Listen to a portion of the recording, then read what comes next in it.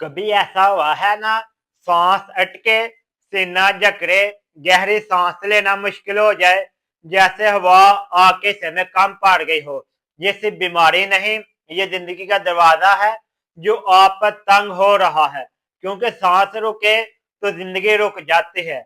आज की वीडियो में हम गहराई से जानेंगे सांस की नाली के मुराद क्या होते हैं, नजला, जुकाम और दमा में फर्क क्या है, मुसलसल नजला एलर्जी की लामत कैसे बनता है, दमा क्यों होता है, क्या ये लाइलाज है, फेफड़ों को मजबूत बनाने के लिए नेचुरल और मेडिकल तरीके कौन से हैं, खतरनाक अलामत जिन्हें इग्नोर नहीं किया जा सकता, घर में दमा और एलर्जी कैसे कंट्रोल रखे। ये वीडियो सिर्फ मालूमात नहीं देगी, बल्कि आपको अपनी सांस बचाने का शऊर भी देगी। सांस की नाली एक पाइप नहीं, ये जिंदगी का रास्ता है। अगर ये सूज जाए या तंग हो जाए तो सांस लेना मुश्किल हो जाता है, तो इसकी वजह जिस्म को ऑक्सीजन कम मिलती है और यही दमा, नजला, सांस फूलने की बुनियाद है। सांस की बीमारी की दो बड़ी किस्में हैं। अपर रेस्पिरेटरी, ये नाक और हलक की वजह से होता है।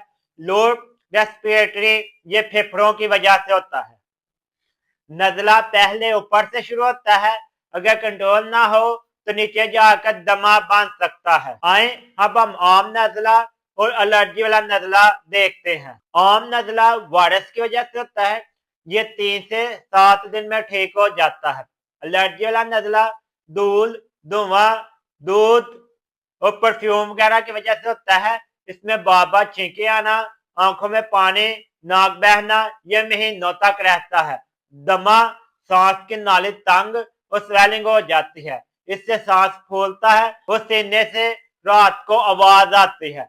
दमा सिर्फ एक बीमारी नहीं, बल्कि इसकी चंद वजूहात हैं, जिसमें धूल, मट्टी वगैरह होती है, सिगरेट या चूल्हे का धुआं वगैरह होता है, मोटापा और विटामिन डी की कमी की वजह से भी हो सकता है। वायरल इन्फेक्शन के बाद भी दमा होता है। अगर किसी को जेनेटिक इशू है या खानदान में अस्थमा की हिस्ट्री है तो उस वजह से भी दमा हो सकता है।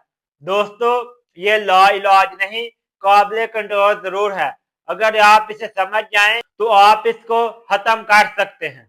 अगर आपको चंद अलामत नजर आए, सांस रुकते रुकते चलना भी मुश्किल हो जाए, रात में सांस फूल कर नींद टूट जाए, सीना आवाज दे, हर माह 2 से 3 बार शदीद अटैक इस तरह के आए, तो ये साइंस आपके नॉर्मल नहीं, आप पूरे किसी डॉक्टर के पास जाकर इसका चेकअप करवाएं।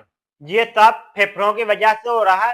फेफड़ों को मजबूत करने के लिए 7 चीजें हैं, जिसमें आप भाप रोजाना लें, गर्म पानी ट्यूब को खोल देता है।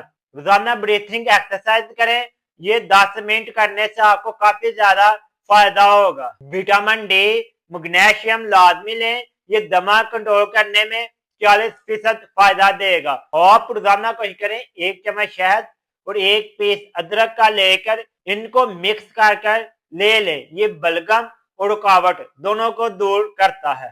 धूल, धुएं वगैरह से बचाएं, मास्क लाजमी इस्तेमाल करें, वेट को कंट्रोल करें, ज्यादा वजन फेफड़ों पर एक्स्ट्रा लोड डालता है। अगर इसके बाद दोबारा ज्यादा इश्यू बनता है, इन्हेलर लें, इन्हेलर शर्मिंदगी नहीं, जरूरत है।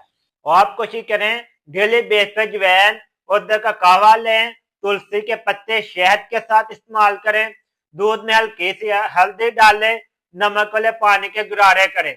सांस का लम्हा अमानत है, अगर आप सांस ले सकते हैं तो आप जिंदा नहीं, आप नेमत हैं।